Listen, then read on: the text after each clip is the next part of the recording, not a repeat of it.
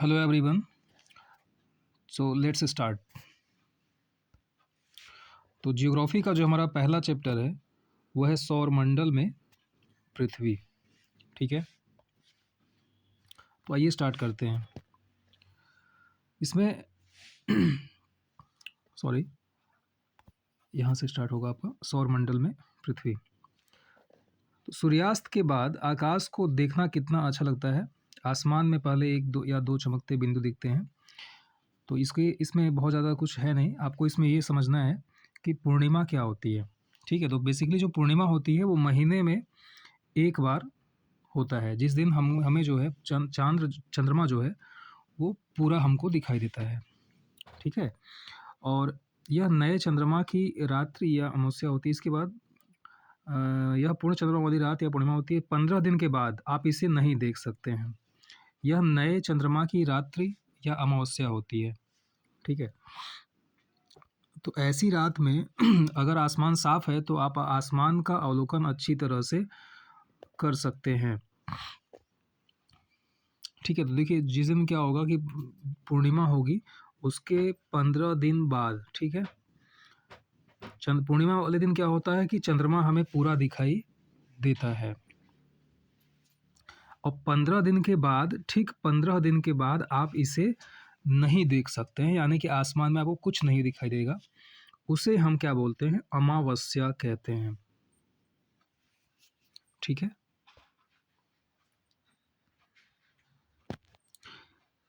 क्या आपको इस बात का आश्चर्य नहीं होता कि हम दिन के समय चंद्रमा एवं इन सभी छोटी चमकीली वस्तुओं को क्यों नहीं देख पाते हैं? ऐसा इसलिए क्योंकि सूर्य के अत्यधिक तेज प्रकाश के कारण रात के समय चमकने वाली वस्तुओं को हम दिन में नहीं देख पाते हैं। ठीक है, चूँकि सूर्य का प्रकाश इतना तेज होता है कि उस प्रकाश के सामने जो भी चीज़ें होती हैं आसमान में, उसकी लाइट मतलब ना के बराबर होती है, इसलिए वो दिख नहीं पाती हैं। तो सूर्य, चंद्रमा तथा वे सभी वस्तुएं जो रात के समय में आसमान में चमकती हैं उन्हें हम खगोलीय पिंड कहते हैं। यहाँ पे शब्दों को बहुत ध्यान देना है कि सूर्य, चंद्रमा तथा वे सभी वस्तुएं जो रात के समय में चमकती हैं, क्या है? चमकती हैं, उसे हम खगोलीय पिंड कहते हैं। तो कुछ खगोलीय पिंड बड़े आकार वाले तथा गर्म होते हैं। ये गैसों से बने होते हैं। इनके पास अपनी ऊष्मा तथा प्रकाश होता है, जिससे वे बहुत बड़ी मात्रा में उत्सर्जित करते हैं। इन खगोलीय पिंडों को तारा कहते हैं और सूर्य भी एक प्रकार का तारा है। ठीक है, तो जो खगोलीय पिंड होते हैं इसमें कई तरह के पिंड होते हैं। कुछ बड़े आकार के, कुछ छोटे आकार के, कुछ गर्म होते हैं और कुछ जो है गैसों से बने होते हैं। ठीक है, तो जो गैसों से बने हो, जो गर्म होते हैं और बड़े आकार के होते हैं, वो अधिकतर जो है गैसों से बने होते हैं और उनके पास अपनी ऊष्मा होती है और उनसे प्रकाश भी मिलता है। जैसे कि तारा, तारा जो है गैसों से मिलके बना होता है और जानते हैं आप तारा से ऊष्मा मिलती है, लेकिन आपको उसकी ऊष्मा नहीं मिलेगी क्योंकि तारा हमसे बहुत दूर है। सूर्य एक तारा है जिसकी ऊष्मा और प्रकाश दोनों हमें मिलता है।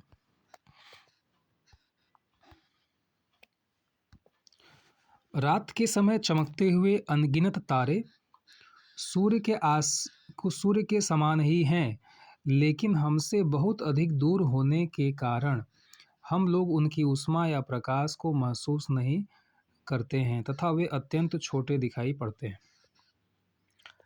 यानी कि सूर्य की तरह जो है बहुत से तारे आसमान में चमक रहे होते हैं। ठीक है, लेकिन वो हमसे इतनी ज़्यादा दूर हैं कि हम उनकी प्रकाश को और उनकी ऊष्मा को महसूस नहीं कर पाते हैं और इसी वजह से वो अत्यंत छोटे हैं।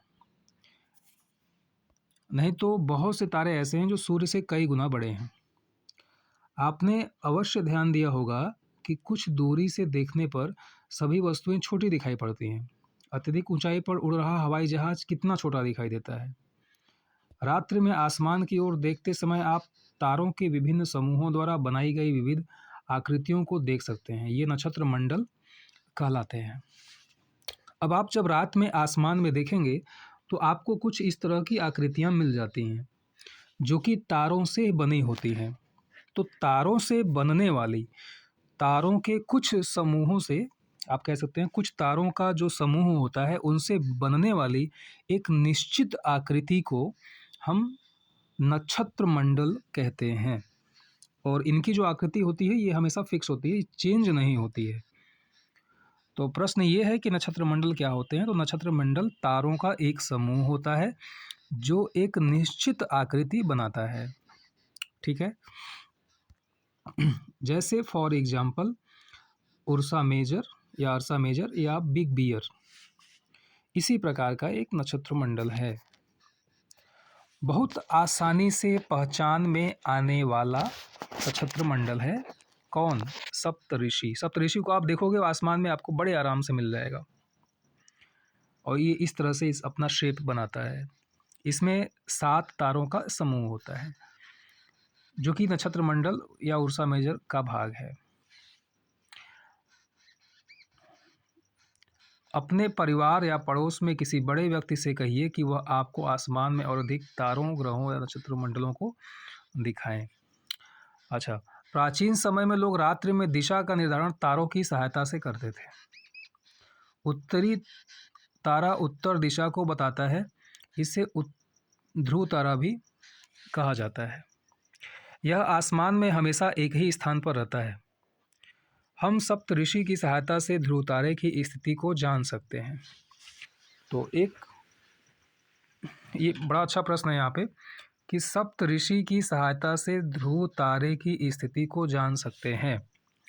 ठीक है। ये क्वेश्चन जो है सीटेट वाले एग्ज़ाम में भी दिया जा सकता है, वहाँ पे आपको कंफ्यूज कर सकता है।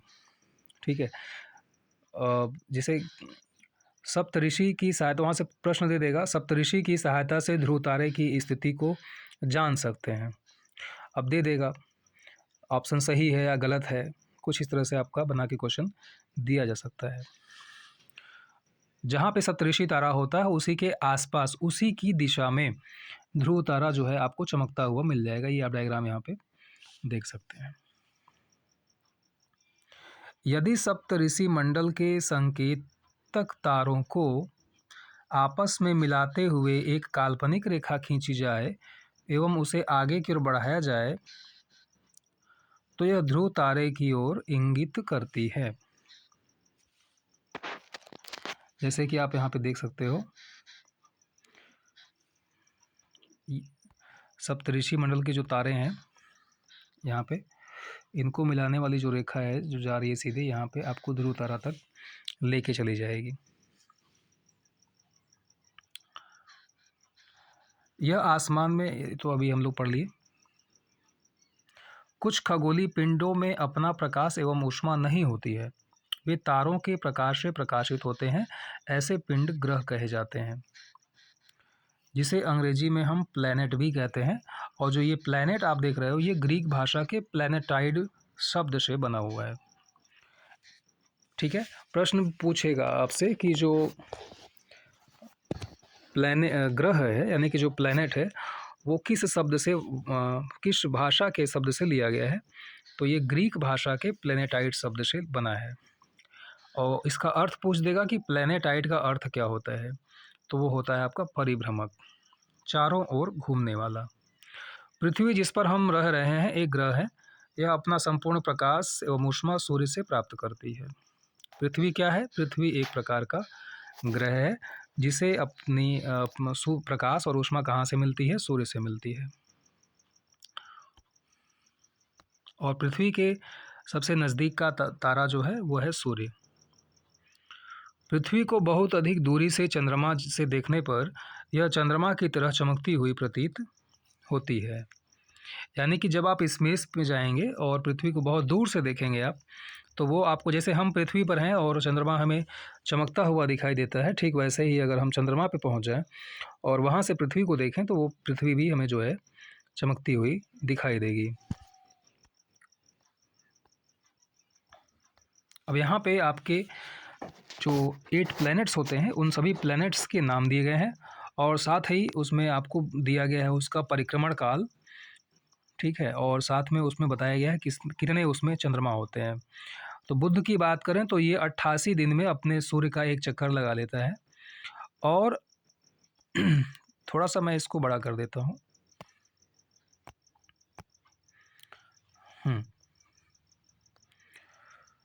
और अपने अक्ष पर ये 59 डेज में एक घूर्णन करता है, ठीक है। तो बुध का जो है क्या हुआ, 88 डेज में सूर्य का एक चक्कर लगाएगा और अपने ही अक्ष पर 59 डेज में एक घूर्णन जो है उसको पूरा कर लेगा, जिसको रोटेशन भी बोलते हैं इंग्लिश में। शुक्र की बात करें तो शुक्र को जो है 255 दिन लगते हैं, 255 डेज लगते हैं सूर्य के एक चक्कर लगाने में, और वहीं अपनी अक्ष पर 243 दिन उसको लग जाते हैं। पृथ्वी का तो आप जान रहे हो 365 दिन लगते हैं, एक दिन उसको घूर्णन करने में लगता है। और चंद्रमा की जो संख्या है एक, यानी पृथ्वी के पास एक चंद्रमा है। अब बात की जाए अगर मंगल की, तो मंगल जो है उस 687 डेज मतलब 687 दिन उसको लग जाता है सूर्य का पूरा एक चक्कर लगाने में, और वहीं अपने अक्ष पर एक दिन उसको लग जाता है। और चंद्रमा इसके पास दो है, पृथ्वी के पास चंद्रमा एक है, मंगल के पास चंद्रमा एक है। और पृथ्वी और मंगल में एक समानता ये है कि दोनों का जो घूर्णन काल होता है, रोटेशनल टाइम होता है, वो एक दिन का होता है। बृहस्पति की बात करें तो सूर्य के चारों ओर इसको 11 साल 11 महीने लग जाते हैं, ठीक है। सबसे ज़्यादा अगर समय लगता है तो वो आपको लगता है शनि को, 29 साल और 5 महीने, ठीक। और वहीं बृहस्पति को 11 साल और 11 महीने लग जाता है, ठीक है। और शनि की अगर हम बात करें तो शनि का जो घूर्णन काल होता है, रोटेशनल टाइम होता है, वो आपका सिर्फ 9 घंटे होता है। अब सोचिए कितनी स्पीड से ये घूर्णन करता होगा, और 9 घंटे 56 मिनट। और चंद्रमा की संख्या इसमें है 53। अगर आपसे पूछा जाए कि बृहस्पति में चंद्रमा की संख्या कितनी है या बृहस्पति में उपग्रहों की संख्या कितनी है, तो वो है आपका 53। और अगर बात की जाए शनि की, तो शनि जो है 29 साल 5 महीने पूरा चक्कर लगाने में लग जाता है इसको। और इसके बाद चंद्रमा की जो संख्या है वो है 53, ठीक है। और इसके बाद आपका आता है यूरेनस। यूरेनस को सबसे ज़्यादा समय लगता है 84 साल, ठीक है। कितना समय लगता है? 84 साल। और घूर्णन करने में उसको 17 घंटे और 14 मिनट लग जाते हैं। इसके बाद है नेपच्यून।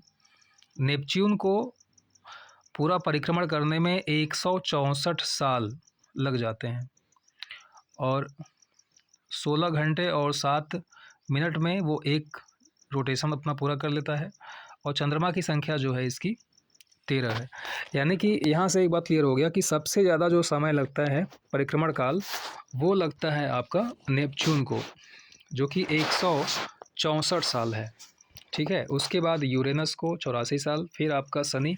मतलब जैसे जैसे डिस्टेंस बढ़ती जाएगी उनका परिक्रमण जो काल है वो बढ़ता जाएगा।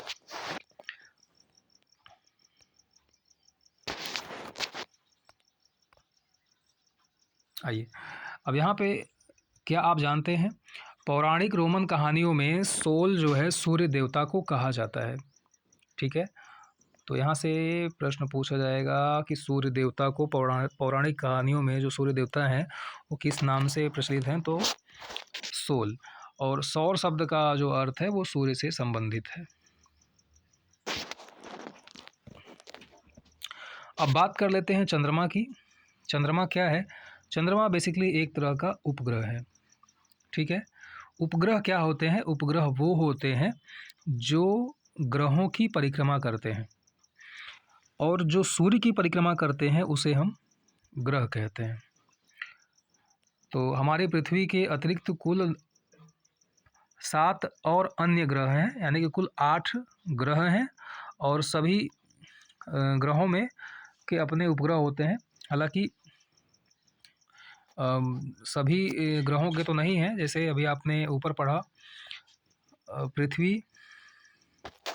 पृथ्वी का अपना होता है एक ग्रह, लेकिन शुक्र का अपना ग्रह नहीं होता है, ठीक है, अपना उपग्रह नहीं होता है। बुध का भी अपना उपग्रह नहीं होता है, ठीक है।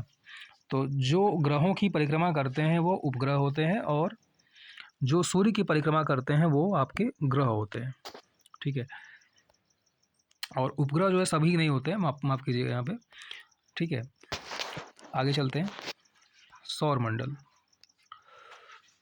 तो सौर मंडल क्या है? सूर्य आपने पढ़ा, उसके बाद 8 जो अन्य ग्रह हैं जो सूर्य की परिक्रमा करते हैं, और साथ ही साथ उन 8 ग्रहों में से कुछ ग्रहों के अपने उपग्रह होते हैं, वो उपग्रह, और साथ ही साथ कुछ अन्य खगोलीय पिंड, जैसे उन अन्य खगोलीय पिंड में आपके क्षुद्र ग्रह आ जाएंगे और उल्का पिंड आ जाएंगे।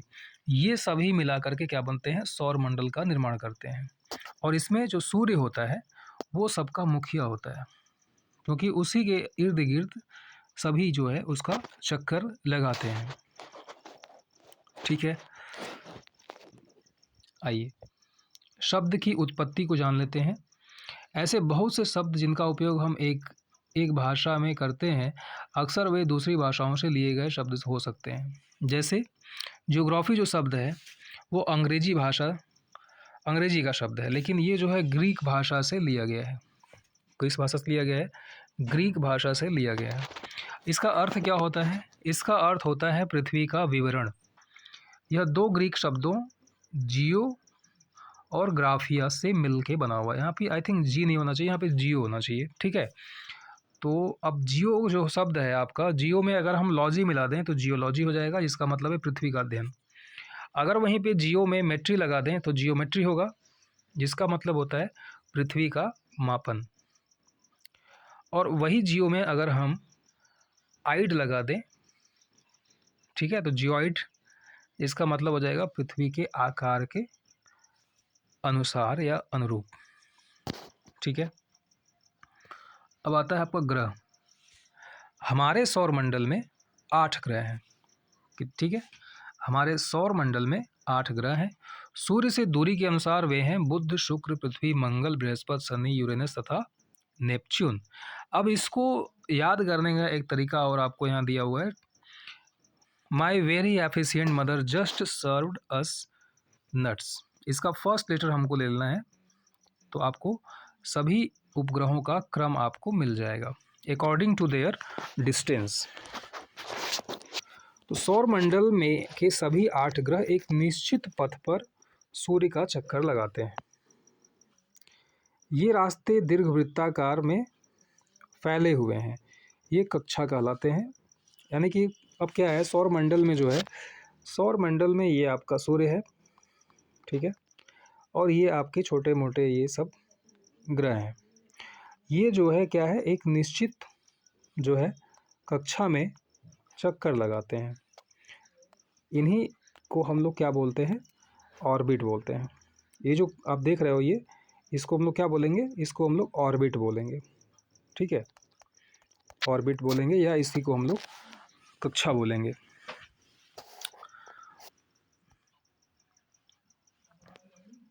तो अपनी कक्षा में सूर्य के चारों ओर एक चक्कर लगाने में, जैसे जो सबसे नज़दीक का ग्रह है जैसे बुध, इसको अपनी कक्षा में सूर्य के चारों ओर एक चक्कर लगाने में 88 दिन लग जाता है।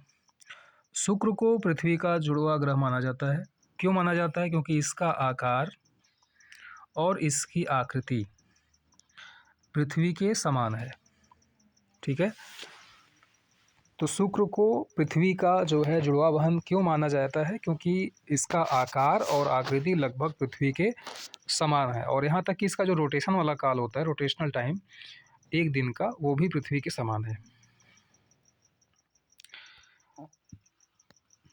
अभी तक प्लूटो की एक ग्रह माना जाता था, परंतु अंतर्राष्ट्रीय खगोलीय संगठन ने अपनी बैठक 2006 में यह निर्णय लिया कि कुछ समय पहले खोजे गए अन्य खगोलीय पिंड, जैसे कि 2003 UB 313 जिसको हम सीरस भी बोलते हैं, तथा प्लूटो, ये बौने ग्रह कहे जाएंगे।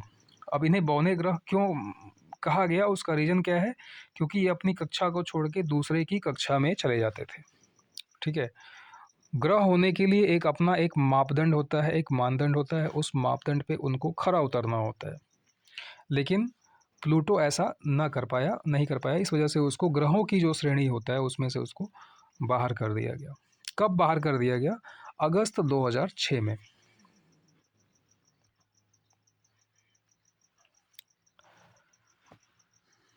अब बात कर लेते हैं पृथ्वी की। सूर्य से दूरी के हिसाब से पृथ्वी तीसरा ग्रह है। पृथ्वी जो है सूर्य से दूरी के हिसाब से बात करें तो तीसरे नंबर पे आता है, और आकार में यह पांचवा सबसे बड़ा ग्रह है। और यह ध्रुवों के पास थोड़ी चपटी है। ध्रुव किसको बोलते हैं? ये जो ऊपरी पृथ्वी का जो ऊपर वाला एरिया है और ये जो नीचे वाला एरिया है, यहाँ पे ऊपर वाले को बोलते हैं उत्तरी ध्रुव, और नीचे वाले जो क्षेत्र है इसको बोलते हैं दक्षिणी ध्रुव। और यहाँ बीच में जो 0 डिग्री लाइन होती है इसको बोलते हैं इक्वेटर, या इक्वेटर बोलते हैं इसको इंग्लिश में, ठीक है, या इसको विषुवत रेखा बोलते हैं हिंदी में, ठीक है। तो जीवन के लिए अनुकूल, यहाँ पे एक चीज छूट रहा है, इसके आकार को भूआभ कहा जाता है। भूआभ का अर्थ होता है पृथ्वी के समान। तो भूआभ किसे कहा जाता है? पृथ्वी को कहा जाता है। भूआभ का अर्थ क्या होता है? पृथ्वी के समान। अब पृथ्वी पर हमें क्या है? जीवन के लिए अनुकूल परिस्थितियां संभव हैं। क्यों संभव है? क्योंकि यहाँ पानी है, वायु है, ठीक है, हमारे जीवन के लिए आवश्यक, जो कि हमारे जीवन के लिए बहुत आवश्यक है। और वायु में और बहुत सारी गैसेज हैं जो कि जैसे ऑक्सीजन, कार्बन डाइऑक्साइड, ये सभी मौजूद हैं। ऑक्सीजन हम सांस लेने के लिए यूज करते हैं, कार्बन डाइऑक्साइड जो है वो पेड़ पौधे यूज करते हैं भोजन बनाने के लिए, प्रकाश संश्लेषण के लिए, ठीक है। अंतरिक्ष से देखने पर पृथ्वी नीले रंग की दिखाई देती है, क्योंकि इसका 2/3 सतह पानी से ढका हुआ है। प्रश्न ये है कि पृथ्वी जो है अंतरिक्ष से देखने पर नीले रंग की क्यों दिखाई देती है? क्योंकि पृथ्वी का जो 2/3 हिस्सा है वो पानी से ढका हुआ है। अब यहाँ पे आप ये चीज़ जानने लायक है, क्या आप जानते हैं प्रकाश की जो गति है वो लगभग 3 लाख किमी प्रति सेकंड है। ठीक है, तो ये फैक्ट आपको याद करने पड़ेंगे। और प्रकाश को, सूर्य के प्रकाश को पृथ्वी तक आने में लगभग 8 मिनट का समय लगता है। रोचक तथ्यों में भी एक हम लोग फैक्ट है, यहाँ भी देख लेते हैं इसको। नील आर्मस्ट्रांग पहले व्यक्ति थे जिन्होंने 20 जुलाई 1969 को सबसे पहले चंद्रमा की सतह पर कदम रखा। ठीक है, तो चंद्रमा पर सबसे पहले कदम रखने वाले व्यक्ति कौन थे? Neil Armstrong. ठीक है, नील आर्मस्ट्रांग सबसे पहले व्यक्ति थे। नेक्स्ट, हमारी पृथ्वी के पास केवल एक उपग्रह है जिसको हम चंद्रमा कहते हैं, और इसका व्यास पृथ्वी के व्यास का केवल 1/4 है। 1/4 का मतलब ये होता है कि अगर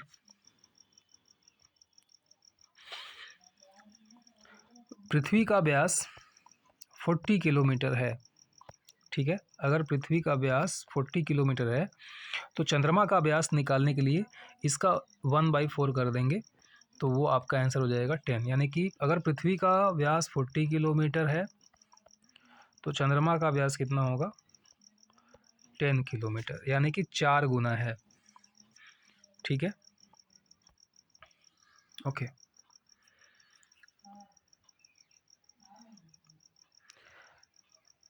यह इतना बड़ा इसलिए प्रतीत होता है क्योंकि यह हमारे ग्रह से अन्य खगोलीय पिंड की अपेक्षा नज़दीक है। ठीक है, और चंद्रमा से जो पृथ्वी की दूरी है वो लगभग 3,84,000 किलोमीटर दूर है। ठीक है, तो अब आप सोच सकते हो कि पृथ्वी से सूर्य कितना दूर होगी। क्यों? क्योंकि सूर्य की लाइट को पृथ्वी तक आने में ही 8 मिनट लग जाता है, और जबकि पृथ्वी जो है 3 लाख जो लाइट होती है वो 3 लाख किमी प्रति सेकंड की स्पीड से चलती है। ठीक है।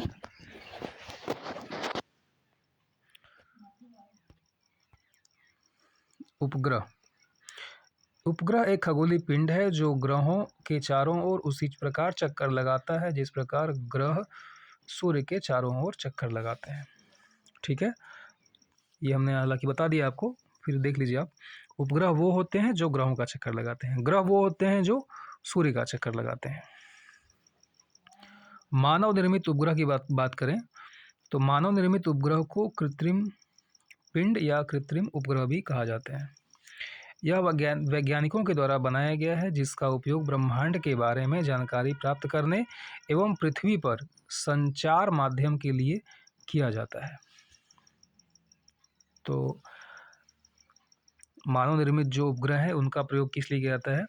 ब्रह्मांड के बारे में जानकारी प्राप्त करने के लिए और पृथ्वी पर संचार के लिए, कम्युनिकेशन के लिए। ठीक है, और पृथ्वी की कक्षा में इसको स्थापित कर दिया जाता है और ये जो है पृथ्वी के साथ साथ चक्कर लगाता है। अंतरिक्ष में उपस्थित कुछ भारतीय उपग्रह जैसे इनसेट, IRS और एडुसेट इत्यादि हैं। ठीक है, तो अगर आपसे कुछ कृत्रिम उपग्रहों के नाम पूछ लिए जाएं तो आपके क्या क्या होंगे? इनसेट, IRSat और एडुसेट। यहाँ पे आप इन उपग्रहों को देख सकते हैं।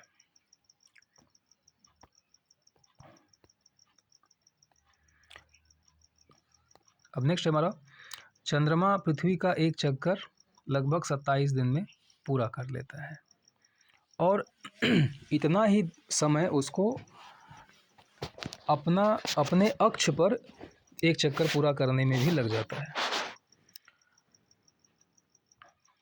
इसके परिणाम स्वरूप पृथ्वी से हमें चंद्रमा का केवल एक ही भाग दिखाई पड़ता है। ठीक है, तो प्रश्न ये बनेगा कि चंद्रमा का हमें हमेशा केवल एक ही भाग क्यों दिखाई देता है? क्योंकि जितने समय में चंद्रमा एक चक्कर लगाता है उतने ही समय में वो अपने अक्ष पर भी एक चक्कर लगा लेता है। तो इस कंडीशन में क्या होगा कि चंद्रमा का हमें केवल एक ही हिस्सा ही दिखाई देगा।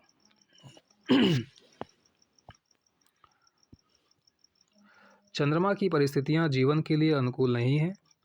इसकी सतह पर पर्वत, मैदान एवं गड्ढे हैं जो चंद्रमा की सतह पर छाया बनाते हैं। जैसे आप चंद्रमा पर क्या है, बहुत सारे आप जब चंद्रमा को देखते होंगे तो आपको वहाँ पे कुछ दाग धब्बे दिखाई देते होंगे। वो दाग धब्बे बेसिकली हैं क्या? वो क्रेटर्स हैं, गड्ढे हैं। ठीक है, उन गड्ढों की वजह से इतने विशालकाय गड्ढे होते हैं कि वहाँ लाइट नहीं पहुँच पाती है और इस वजह से वो काले दिखाई देते हैं, उनकी छाया जो है दिखती है। नेक्स्ट है आपका क्षुद्र ग्रह। तारों, ग्रहों एवं उपग्रहों के अतिरिक्त असंख्य छोटे पिंड भी सूर्य के चारों ओर चक्कर लगाते हैं और इन पिंडों को हम क्षुद्र ग्रह कहते हैं। ठीक है, मतलब तारों, ग्रहों एवं उपग्रहों के अलावा जो भी असंख्य पिंड सूर्य के चारों ओर चक्कर लगाते हैं उन पिंडों को क्षुद्र ग्रह कहते हैं। ठीक है, प्रश्न पूछेगा कि क्षुद्र ग्रह किसे कहते हैं? तो क्षुद्र ग्रह न तो ग्रह होते हैं, न उपग्रह होते हैं, न तो तारे होते हैं। ठीक है, ये असंख्य छोटे पिंड होते हैं जो सूर्य के चारों ओर चक्कर लगाते हैं। ठीक, ये मंगल एवं बृहस्पति की कक्षाओं के बीच पाए जाते हैं। ये कहाँ मिलेंगे? मंगल एवं बृहस्पति की कक्षाओं के बीच। वैज्ञानिकों के अनुसार क्षुद्र ग्रह के ही भाग होते हैं जो कि बहुत वर्ष पहले विस्फोट के बाद ग्रहों से टूटकर अलग हो गए। ठीक है, ये कैसे बने? ये बेसिकली ग्रहों के ही टूटे हुए भाग होते हैं। हमारा ग्रह भी कैसे बना है? ये भी जो है पहले एक क्या था, पहले एक पिंड था, ठीक है। इस पिंड में अत्यधिक घनत्व के कारण इस पिंड में बहुत ज़्यादा प्रेशर क्रिएट हुआ। बहुत ज़्यादा प्रेशर क्रिएट होने की वजह से वहाँ हीट जनरेट हुआ, उसकी वजह से ये टूटा और टूटने के बाद कई टुकड़ों में जो है इस तरह से बट गया, जिससे जो है ग्रहों का, उपग्रहों का और खगोलीय पिंडों का निर्माण हुआ है, ठीक है। नेक्स्ट आता है उल्का पिंड। सूर्य के चारों ओर चक्कर लगाने वाले पत्थर के छोटे छोटे टुकड़ों को उल्का पिंड कहा जाता है, ठीक है। तो उल्का पिंड किसे कहते हैं? ये पत्थर के छोटे छोटे टुकड़े होते हैं जो ये भी सूर्य के चारों तरफ चक्कर लगाते हैं। लेकिन इनकी प्रवृत्ति ये होती है कि ये कभी कभी पृथ्वी पर गिरने भी लगते हैं, और गिरने के दौरान क्या होता है कि अत्यधिक घर्षण होता है। जब ये बहुत स्पीड से आएंगे तो वायु का प्रेशर की वजह से ये घर्षण होता है, और इसकी वजह से वो गर्म होकर जलने लगते हैं और एक चमकदार प्रकाश उत्पन्न होता है। कभी कभी ये पृथ्वी पर गिरी पूरी तरह से बिना जले गिर जाते हैं। कभी कभी क्या होता है, वो जल करके वहीं रास्ते में ख़त्म हो जाते हैं। लेकिन कभी कभी क्या होता है कि ये पृथ्वी तक पहुंच जाते हैं, और जब पृथ्वी पर पहुंचते हैं तो बड़े बड़े गड्ढे बन जाते हैं, ठीक है, जिससे झील का भी निर्माण हो जाता है। क्या आपने तारों वाले खुले आकाश में एक ओर से दूसरी ओर तक फैली चौड़ी सफ़ेद पट्टी की तरह एक चमकदार रास्ते को देखा है? आप कभी कभी आकाश में देखेंगे, या हो सकता है आपने न देखा हो, लेकिन आप कभी गौर करिएगा, आपको इस तरह की चीज़ें आपको मिलेंगी, ठीक है। ये अब थोड़ा सा इसमें अंतर ये होगा कि ये लगेगा कि ये बादल हैं, लेकिन बादल नहीं होते हैं। बादल क्या होते हैं कि बादल चमकदार नहीं होते हैं, बादल जो है काले होते हैं। लेकिन ये जो चीज़ें हैं ना, ये आपको चमकदार मिलेंगी, आपको ये चमकती हुई सी प्रतीत होंगी। इसमें से कुछ लाइट आपको मिलती रहेगी। ठीक है, और देखने में ये बादल की तरह ही दिखेंगे।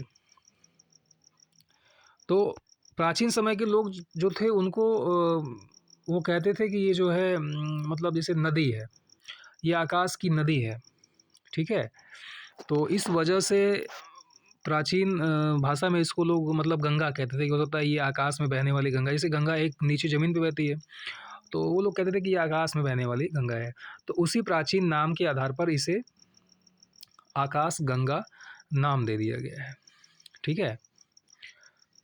ये बेसिकली होता क्या है, ये लाखों करोड़ों अरबों तारों का एक समूह होता है, ठीक है, जिसे हम लोग आकाश गंगा कहते हैं। अब आकाश गंगा नाम क्यों पड़ा? क्योंकि प्राचीन भारत में लोग ये कहते थे कि भाई वो आकाश में बहने वाली गंगा है, चूँकि ये नदी की तरह दिखाई देती थी, ठीक है।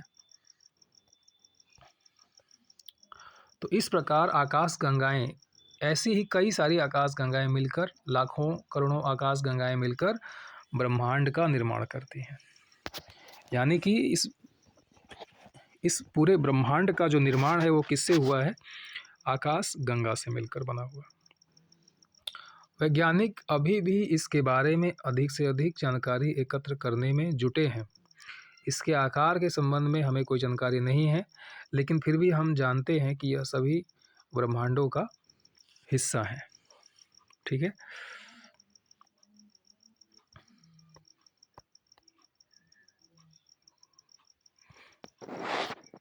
अब यहाँ पे देखिए कुछ प्रश्न उत्तर है, जैसे किस ग्रह को पृथ्वी के जुड़वा ग्रह के नाम से माना जाता है? तो अभी आपने पढ़ा शुक्र। सूर्य से तीसरा सबसे नज़दीक ग्रह कौन सा है? तो तीसरा जो सबसे नज़दीक ग्रह है वो है आपका पृथ्वी।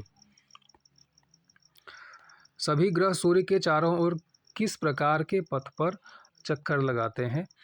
तो न तो ये वृत्तीय पथ पर हैं, न तो आयताकार पथ पर, दीर्घवृत्ताकार पथ पर हैं। ध्रुव तारे से किस दिशा का ज्ञान होता है? तो ध्रुव तारा जो है उत्तर दिशा में होता है, इसलिए उससे हमें उत्तर दिशा का ही ज्ञान होगा। क्षुद्र ग्रह किन कक्षाओं के बीच पाए जाते हैं? तो जो क्षुद्र ग्रह हैं वो मंगल एवं बृहस्पति की कक्षाओं के बीच में पाए जाते हैं, ठीक है। धन्यवाद।